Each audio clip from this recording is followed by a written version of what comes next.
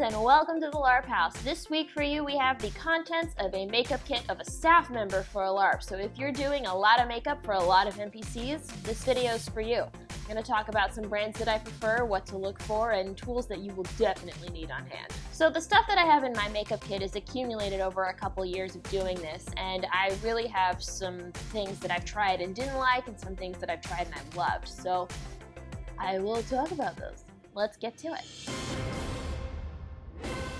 So I'm not going to talk about everything in this makeup kit. I will have a giant list of what I have, but I'm just going to go over the things that I use most. First thing I'm going to talk about is my Mehron Paradise palette.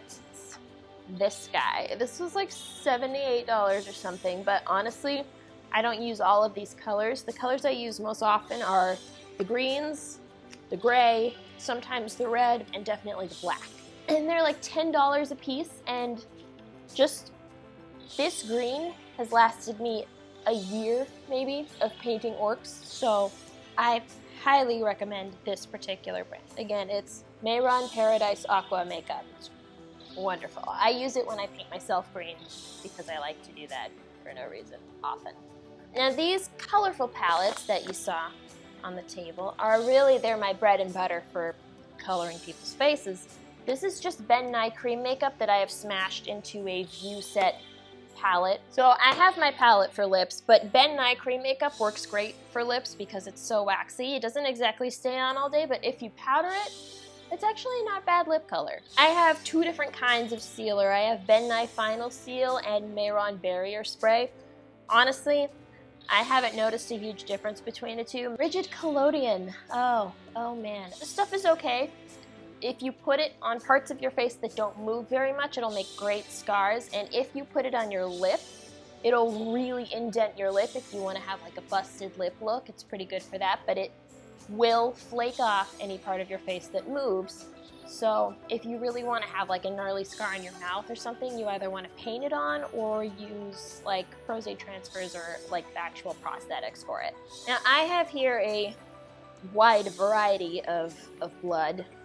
Just try the different kinds of blood that you like. Ben Nye is okay. I love their stage blood because it's mint flavored. It's fine to ingest, obviously. It's great for, you know, poisoning and bloody mouths and stuff. The problem with the Ben Nye bloods is that they really clump together. They congeal and they bead up on the skin, so they don't leave those like cool streaks that you always want. You're better off actually using probably like the Mehron red colored aqua paint if you want a real streaky, lots of blood look, but they're okay. I have blood packets that you can bite down on and just like spit blood if you really need to. Those are great. I have a lot of Ben Nye hair color, but the one I use mostly is the white because people always need to be aged forward or backwards. So I have a dark brown one, but mostly I just use the white. I would definitely recommend having the Ben Nye white hair color. And I just apply it with a chip brush. I dip the chip brush in there and just streak it into the hair for Ray. I also just have like a variety of prosthetics on hand for like some evil markings or like a stab wound. This is one that I just picked up for funsies. I haven't actually used it yet, but somebody let me use it. It's so much fun.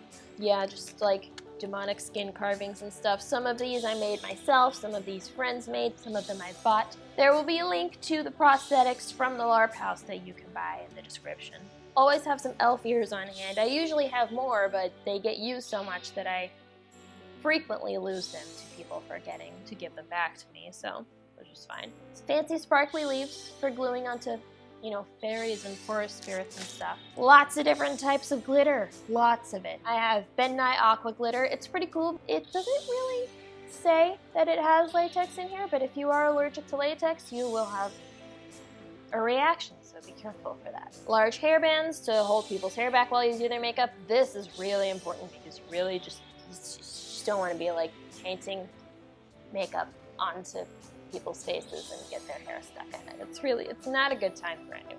Liquid latex, cotton balls, and popsicle sticks. This is how I create like any wounds or like gashes or whatever that need to be unique that I need really fast. I have Cinema Secrets liquid latex in my kit. I have also used Ben Nye liquid latex. I hate liquid latex, so it's pretty much all the same to me. If I can, I like to use silicone, but it's a little bit more expensive, so liquid latex is fine if you want to put something on a part of your face that doesn't move too much. It's also very messy, so I'd recommend having gloves like these. If you ever have to use liquid latex for anything, put on vinyl gloves or you're gonna have a bad time. I mean, they can also be latex. I really only have vinyl because I sometimes work with silicone.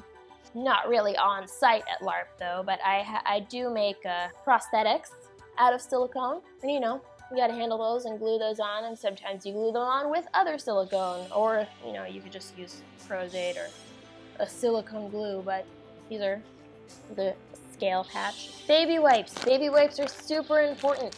You need to be able to clean yourself between makeup applications and clean the faces after the makeup is done. I try to always clean people's faces with a little bit of witch hazel and some cotton pads before I put the makeup on. It's a natural astringent, it helps prime the face a little bit, but it's a gentle cleanser. You can use it on anyone. I like it. Always have a spray bottle of water and a spray bottle of 99% alcohol. Even if you just spritz it over your brushes to keep them sanitary, it's great for that. It's good for cleaning your makeup. It's good for cleaning prosthetics. Really kind of invaluable, actually. Now, I have Graftobian gold makeup and Mehron silver makeup. Again, there's really like not a lot of difference between the two. They both come with a mixing liquid, and it's really just for if you have like a moon goddess and you need a lot of silver tattoos, or if you have like a spirit of greed and he needs to have gold skin. This stuff is really good to have on hand, actually. It's been fun. Find your own personal favorite Fae Glitter, I call it. This stuff I just found at like the Joann's. It's just this iridescent, filmy, papery stuff. It's really cool to glue onto people's skin on like their cheeks and forehead if they are a fae or if they are like an ice creature or something. I love it. A little bit of hairspray, really any kind of hairspray. This is just if like somebody really needs something done to their hair and they have really fine hair and it's like impossible to braid it on your own, just have some hairspray to give it a little bit of texture so you can actually grab it up. It's better to have and not need than need and not have. And this is a fishnet stocking that I have put in a needlework frame. I just put it on people's foreheads and sponge on the Ben Nye cream makeup, and you have scales. It's like a stencil. It's really great for that, actually. And I do a lot of scales. There are drakes and snake people and dragon people. I use this quite a lot. Then I have my bag of crap brushes. It's full of like chip brushes and like tiny brushes. Stipple sponges. I've rounded them out. I really pretty much use this for stone creatures and facial hair. I do give a lot of people facial hair and stone skin, so these are really handy. Also great for scratches if you just dip it in some wound blood and smear it on. It looks like a scratch if you put brown and red under it, so it actually looks irritated. Tiny scissors. You always need tiny scissors for many, many things, none of which I can think of right now, but I've needed tiny scissors so many times and not had them, and now I do. It's wonderful. Have super glue and safety pins on hand, because for some reason people always go to the makeup lady for these things, and you're like, why would I have those things? I paint people's faces, this is super glue, why would the makeup face lady have super glue? But just have them, they always ask you for them, and be prepared to kiss your safety pins goodbye, because you're not getting those back. No. I have a bottle of black alcohol ink. This is great for tattoos that have to stay on longer.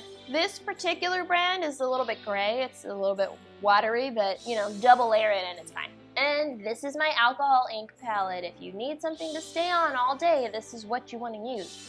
You can check out the LarpHouse tutorial for how to use these to paint scars and wounds on your face, or you can just, buy it and play. It's expensive, but it'll last you forever. I love them. Cups for alcohol, cups for water, to clean your brushes with. A cup of alcohol is really necessary. You have to clean your brushes between makeups. You do not want to contaminate people's faces with other people's faces. It's not good. Just don't do it. A small bucket of Prosade. I've just put it in a specimen cup because you never really know. Personally, I like to thicken my Prosade with a little bit of Cabasil or just by leaving it out for a couple days and stirring it up because that makes it much easier to apply very quickly. And I make it into a kind of a paste. I haven't done that with this batch yet because I haven't gone through my kit between LARPs yet, but normally I do, and it makes it much faster to apply. And another thing is brushes.